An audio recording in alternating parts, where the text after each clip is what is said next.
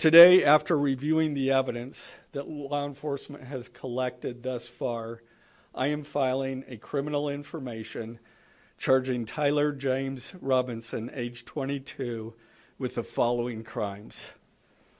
Count 1, aggravated murder, a capital offense, for intentionally or knowingly causing the death of Charlie Kirk under circumstances that created a great risk of death to others.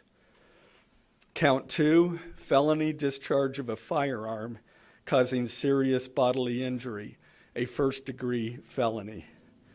The state is further alleging aggravating factors on counts 1 and 2 because the defendant is believed to have targeted Charlie Kirk based on Charlie Kirk's political expression and did so knowing that children were present and would witness the homicide.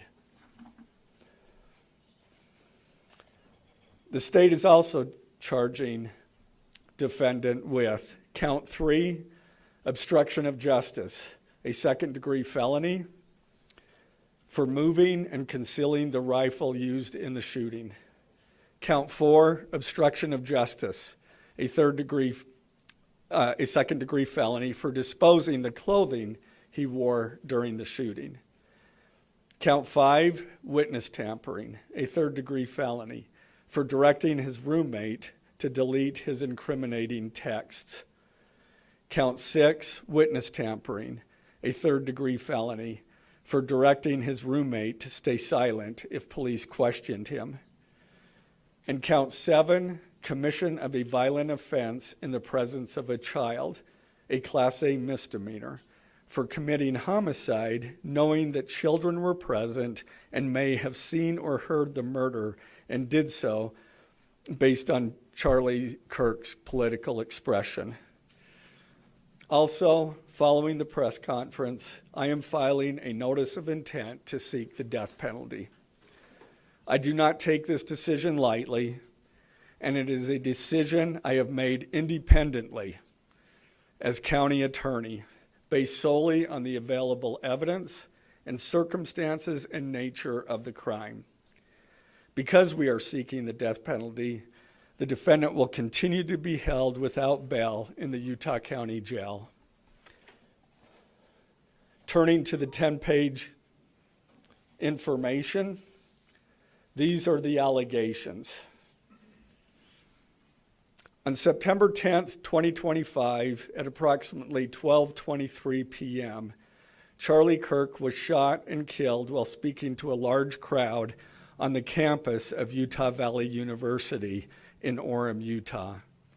Police found the suspected murder weapon, a bolt-action .30-06 rifle, nearby. Over the next approximately 33 hours, police conducted a manhunt for the shooter until the evening of September 11th, 2025, when Tyler James Robinson surrendered to police at the Washington County Sheriff's Office. DNA consistent with Robinson was found on the rifle's trigger. After shooting Mr. Kirk, Robinson hid the gun, discarded the clothing he wore when he fired the rifle, and told his roommate to delete incriminating text messages and not talk to police.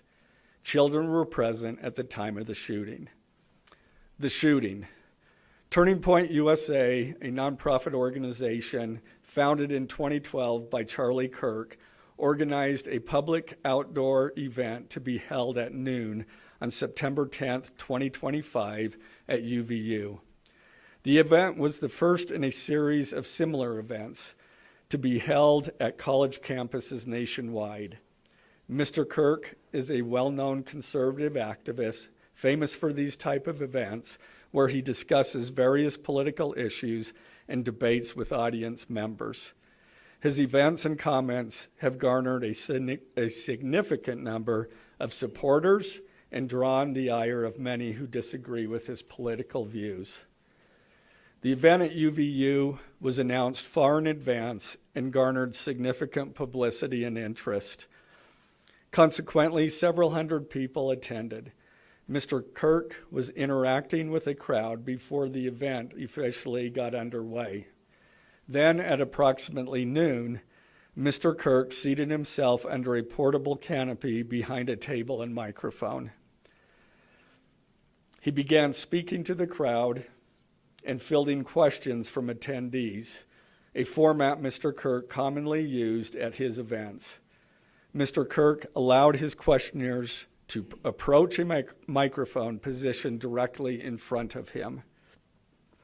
Mr. Kirk's team members were very close to him on his right and left, as well as some behind his canopy and others at various close locations near him. The large crowd surrounded Mr. Kirk on three sides. Temporary metal fencing separated attendees from Mr. Kirk by only a matter of feet. Directly above and behind Mr. Kirk was the UVU Hall of Flags, an indoor walkway spanning several hundred feet with floor-to-ceiling glass windows which overlooked the plaza where Mr. Kirk was seated. People were in the walkway at the time of the shooting. Approximately 15 minutes into the event, Mr. Kirk was answering a question about mass shootings by transgender individuals when a gunshot rang out. The bullet struck Mr. Kirk in the neck. He slumped to the ground almost immediately. The bullet's trajectory passed closely to several other individuals beside Mr. Kirk, including the questioner who was standing directly in front of Mr. Kirk. Children were visible near Mr. Kirk's stage when he was shot. Mr. Kirk was rushed to a nearby hospital where he was declared deceased. The medical examiner's report is still pending. So, UVU surveillance. So at the moment of the shot, a UVU police officer was watching the crowd from an elevated vantage point. As soon as he heard the shot, he began to scan the area for threats. Believing the shot came from a rifle because of its sound, he looked for potential sniper positions. He noted a roof area approximately 160 yards away from Mr. Kirk as a potential shooting position and rushed there to look for evidence. The suspected shooting position is adjacent to an open, publicly accessible walkway. To access the suspected location, a person must climb over a railing and then drop to the roof only slightly below. The UV officer climbed over the railing and down onto the roof. He then walked to the suspected shooting position and confirmed a clear shooting corridor between the position and Mr. Kirk's seat. He also noticed markings in the gravel rooftop, consistent with a sniper having lain on the roof, impressions in the gravel potentially left by the elbows, knees, and feet of a person in a prone shooting position. Police reviewed surveillance from the camera covering the roof and discovered that it recorded an individual dressed in dark clothing cross the railing from the public walkway and drop onto the roof at approximately 12:15 p.m. Although the individual moved out of the camera's view for a short time, the camera again captured the individual running across the roof and then low crawling to the area the UVU officer recognized as where the suspected sniper had dropped into a prone shooting position. After a short time, which matches the known time of the shot, the individual arose and ran across the roof to the northeast. This discovery led to an intensive review of UVU surveillance recordings to attempt to track and identify the suspect. Surveillance revealed the following. At approximately 11:51 a.m., the suspect entered campus from the north. He is seen wearing a black shirt with an American flag in the center, a dark baseball cap, and large sunglasses. Throughout the surveillance, the suspect keeps his head down and rarely raises his head enough to get a clear image of his face. As he proceeds across the campus, he is seen walking with an unusual gait. The suspect walks with very little bending in his right leg, consistent with a rifle being hidden in his pants. This unusual gait continues until the suspect is seen crossing the railway off the open walkway and onto the roof, where he leaves the camera's view. A camera later captures the suspect as he runs across the roof to the suspected shooting position. Immediately after the shot was fired, a camera captures the suspect running across the roof carrying an item whose shape is consistent with a rifle. The suspect is then seen climbing down from the roof. He appears to drop the item he was carrying as he hits the ground in a controlled fall. He then picks up the item and runs toward the northeast end of campus.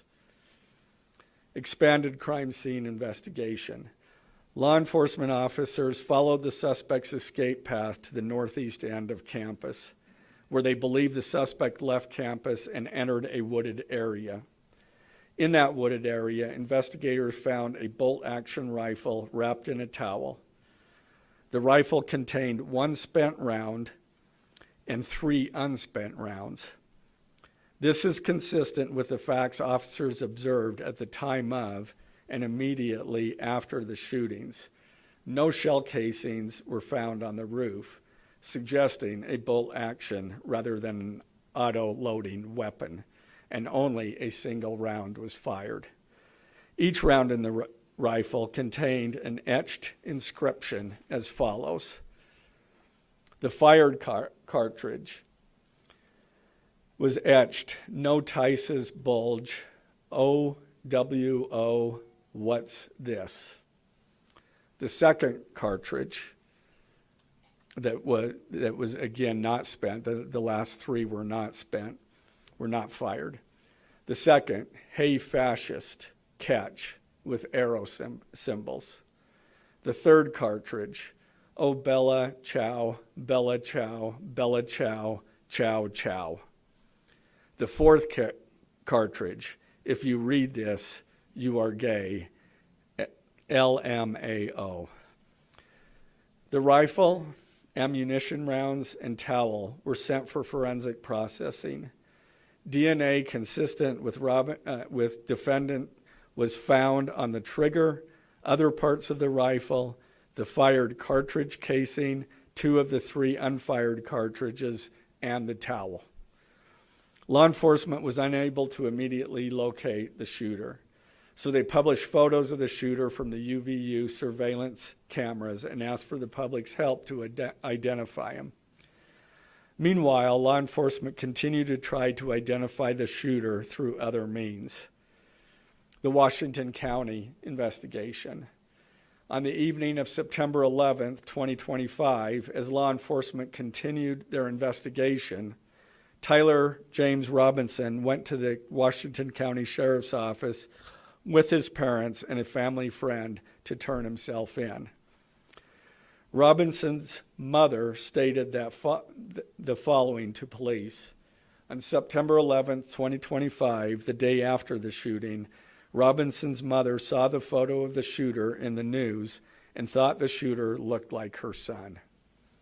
Robinson's mother called her son and asked him where he was. He said he was at home sick and that he had also been at homesick on September 10th. Robinson's mother expressed concern to her husband that the suspect shooter looked like Robinson. Robinson's father agreed. Robinson's mother explained that over the last year or so, Robinson had become more political and had started to lean more to the left, becoming more pro-gay and trans rights oriented. She stated that Robinson began to date his roommate, a biological male who was transitioning genders. This resulted in several discussions with family members, but especially between Robinson and his father, who have very different political views. In one conversation before the shooting, Robinson mentioned that Charlie Kirk would be holding an event at UVU, which Robinson said was a stupid venue for the event. Robinson accused Kirk of spreading hate. Robinson's father reported that when his wife showed him the surveillance image of the suspected shooter in the news, he agreed that it looked like their son. He also believed that the rifle that police suspected the shooter used matched a rifle that was given to his son as a gift. As a result, Robinson's father contacted his son and asked him to send a photo of the rifle. Robinson did not respond. However, Robinson's father spoke on the phone with Robinson. Robinson implied that he planned to take his own life. Robinson's parents were able to convince him to meet at their home.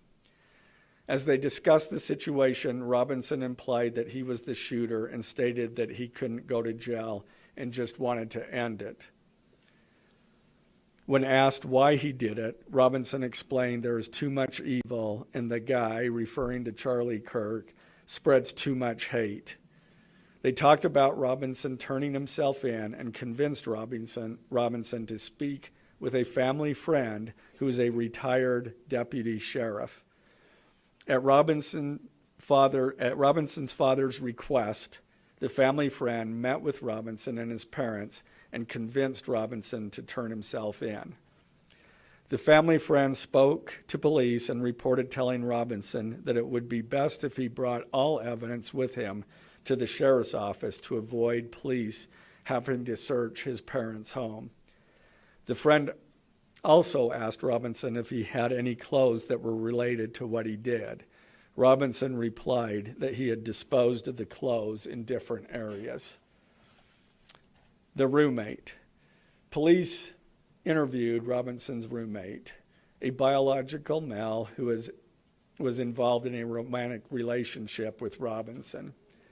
The roommate told police that the roommate received messages from Robinson about the shooting, and he did provide those messages to police.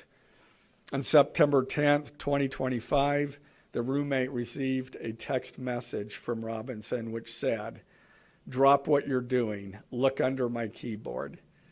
The roommate looked under the keyboard and found a note that stated, quote, "I had the opportunity to take out Charlie Kirk, and I'm going to take it." Police found a photograph of this note. The following text exchange, then took place. After reading the note, the roommate responded, "What?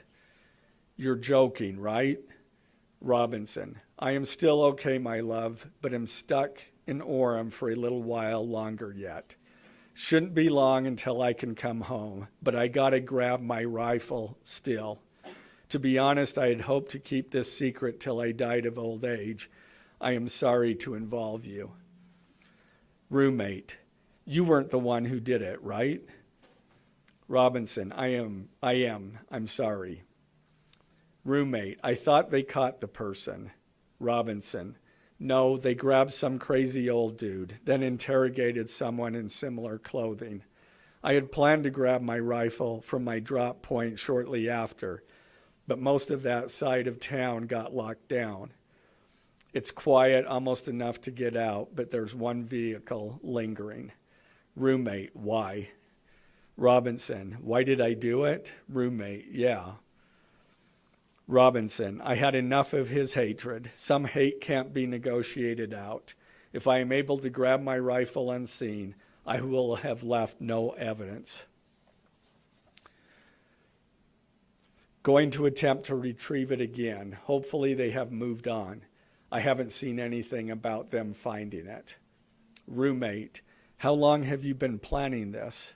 Robinson, "A bit over a week, I believe. I can get close to it, but there is a squad car parked right by it. I think they already swept that spot, but I don't want to chance it." Robinson again, "I'm wishing I had circled back and grabbed it as soon as I got to my vehicle. I'm worried what my old man would do if I didn't bring back Grandpa's rifle. IDEK if it's had a serial number, but it wouldn't trace to me. I worry about prints. I had to leave it in a bush where I changed outfits.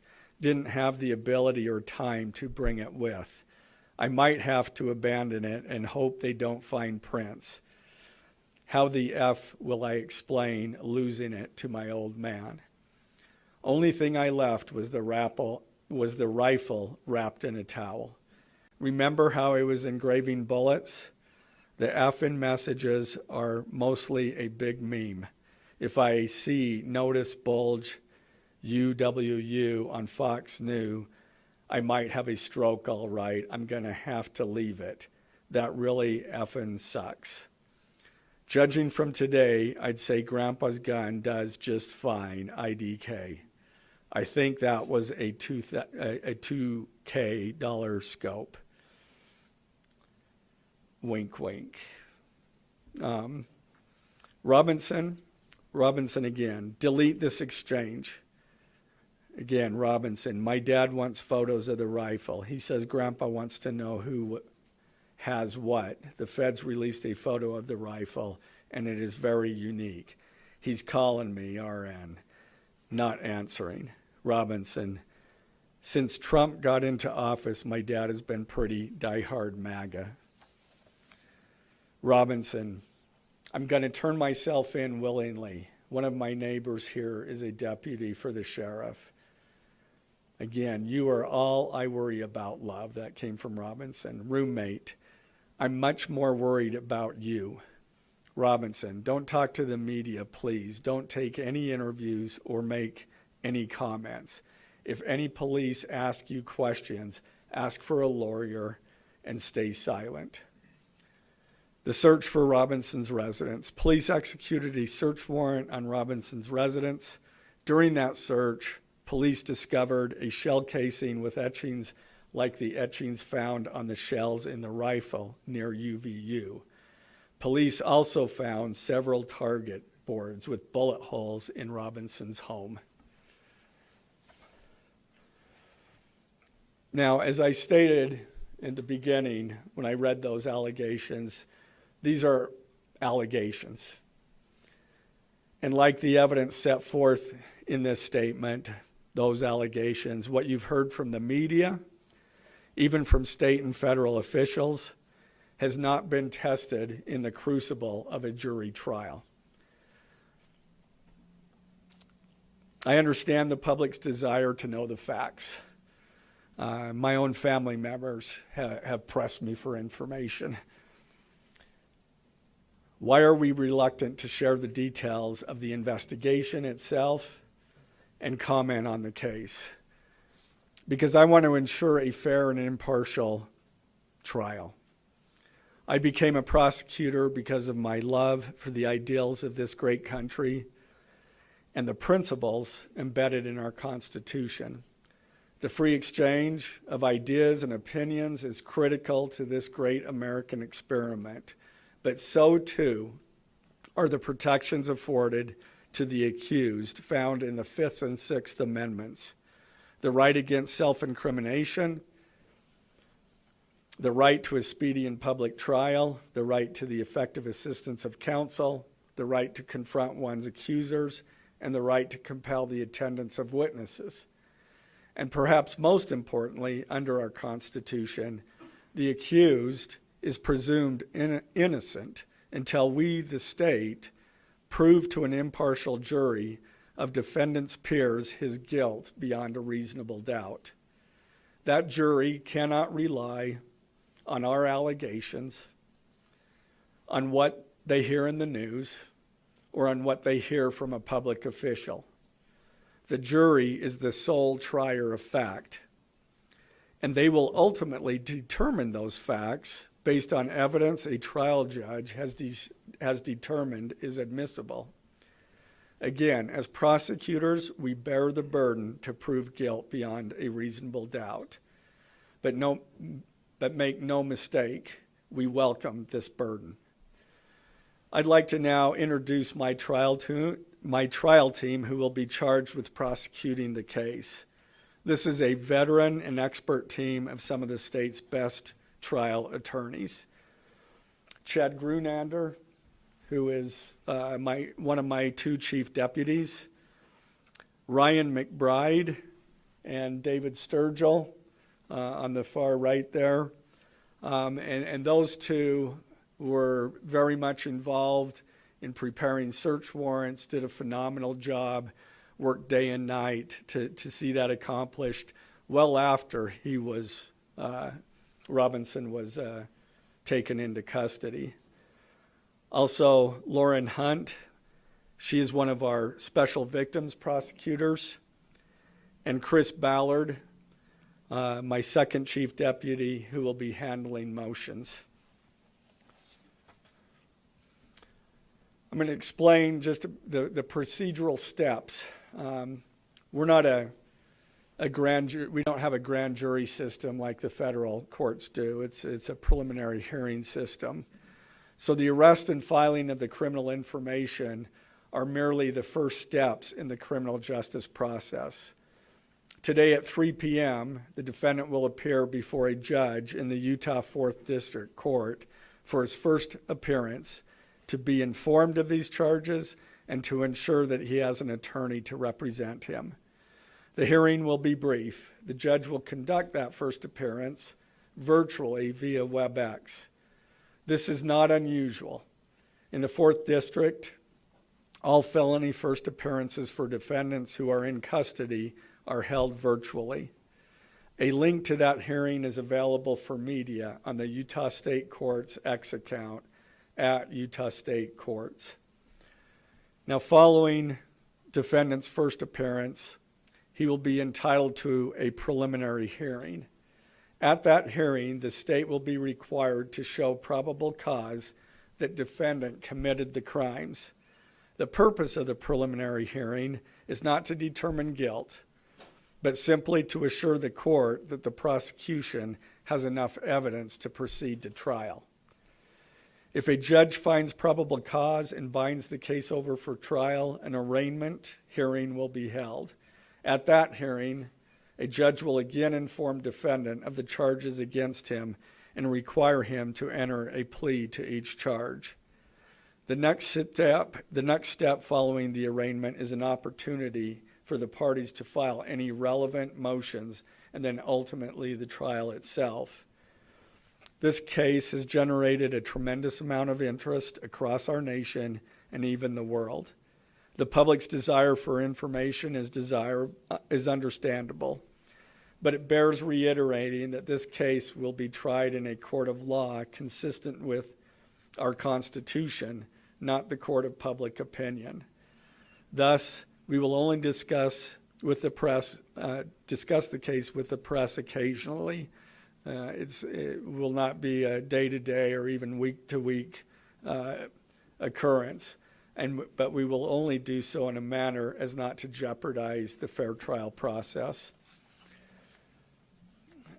Before I conclude, I want to express my appreciation for the tireless work of our local, state, and federal law enforcement officers.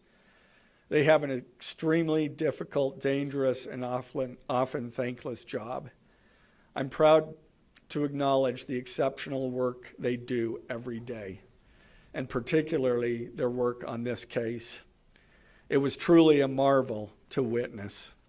Their skilled work and dedication have brought us to this point. I'm also grateful for the leadership demonstrated by Bo Mason, the Commissioner of the Utah Department of Public Safety, FBI Special Agent in Charge Rob Bowles, Utah County Sheriff Mike Smith, our local police chiefs, and Felice John Vitti, the acting U.S. Attorney for the District of Utah. I'm also grateful for the support of our Governor, Spencer Cox, and our Attorney General, Derek Brown, who is standing behind me today and has offered his support and resources as we proceed to trial. Finally, I want to thank our Utah County Commissioners, Amelia Powers Gardner, Brandon Gordon, and Skylar Beltran. They too have pledged to assist with the resources needed to successfully prosecute this case. I will now take a few questions. For questions, ladies and gentlemen, just really fast, if you could identify yourself and what organization. Yes, thank you. Okay. Investigation uncover any individuals that may have known about this shooting in advance? They are still looking into it. It's an undergoing investigation. So is that a possibility? They haven't ruled that out. Ed Lavendera with CNN, the text message that you exchanged with your roommate, can you kind of give us a sense of, did that happen over several hours? Did it happen before? I don't have that information. Emily Anderson, Stars and Solid Tribune. I know, acknowledging that you made this decision to pursue the death penalty independently, did you hear at all from the Trump administration or Governor Cox's administration as you were working on these charges? I talked to officials from both administrations, but I was not pressured to make a decision. I understood their feelings on it because it was in the news, but we didn't really discuss that. Mr. Gray, Gary Tinney with Fox News. Do you have any indication that transgender issues played a role in the motivations for this shooter? I'm going to stick to what I just stated in my public, in our information. I think that is pretty much set forth there. Mr. Gray, Ben Winslow, Fox 13 News. Just asking, are you planning to file additional charges against anyone else in connection with this? Again, we don't have any information at this point of additional suspects, but I know that our law enforcement agencies are continuing to follow leads. Mr. Gray, the FBI director today said that you are, quote, or that other people, a number of people, are being investigated and interrogated. So it seems that there are people who might be up for prosecution. Yeah, I'm not. The suspect was a lone wolf, or could this be part of I can't comment on that. I'm not aware of all their investigation. I just know that these agencies are continuing to investigate this case and follow all leads. Dennis Sophia with BBC News. Would like to know, how does this possibly interface with any federal charges? That's up to the feds. They have different charges, and they're reviewing the evidence. And after they review the evidence and the law, they could file charges, but I'm not privy to exactly what they're looking at. Dennis Sophia with the BBC. You spoke a lot about text messages with the roommate. The governor previously said the roommate is cooperating, but could we see charges against the roommate? Again, I'm not prepared to answer that question.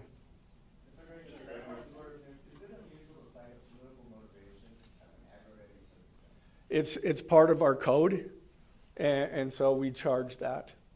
For those that aren't of a legal mind, is this a confession to text messages? Is that legally a confession? And is he cooperating since he's been taken in custody? Ultimately, a judge will determine that at trial.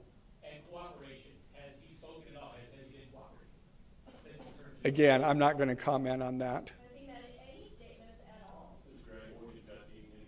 Okay. What would you tell us about the suspect's time online that some say radicalized him? I am not aware of that information. That's, again, still under investigation. And has he expressed any remorse so far about this? I am not going to comment on that. Is he continuing to not cooperate? I am not going to comment on that. Mr. Gray, the FBI director has been way out in front in terms of presenting evidence to the public. Your team has been very circumspect, very measured in what they let out. Does that hamper your investigation and the build-up to this? Well, as attorneys, we typically like to control that information to preserve an impartial jury and a fair trial. Excuse me? I don't have that information. Can you tell us more about what the family may have said in interviews? Um, His mother? What the family said is what I provided. Do you anticipate that the defense will try to get this trial moved out of Utah County, and how will you respond to that? That from where? From Utah County. That the defense will be from Utah County? Well, that they will try to get the trial moved. I couldn't predict what they're going to do. You say for any of this, just the timing of the shot and the question that was asked about mass shooting transgenders, is that more than coincidence? That will be for a jury to decide. Mr. Gray, are you confident that the roommate had no part of this attack whatsoever? Again, I'm not going to comment on the evidence. But the evidence so far, does it show any involvement? Again, I'm not going to comment on other than the facts that or the evidence that we've gathered so far. The DNA here in the press conference jeopardized his right to a fair I don't believe so. This is part of a public document that we have to file as we file a criminal information. We have to file a probable cause statement. That's a public document, and so we're comfortable with that. Are his parents and the roommate still cooperating? I'm not going to comment on that either. The FBI has said that the suspect had a hatred of Kirk. What else can you share about that? I can't share any more than what I've already said. This was an incredibly precise shot. Do you have any evidence that he went places to practice or have tracked his movements before the shooting that's giving you insight into how he prepared? The evidence that I'm willing to share is what I just read in our statement, and it's in the Ladies and gentlemen, information. I'm afraid we're going to have to cut it off there. Okay. Did you consult Eric and Kirk about seeking the death penalty? I'm not going to comment on that. Okay, thank you, ladies and gentlemen.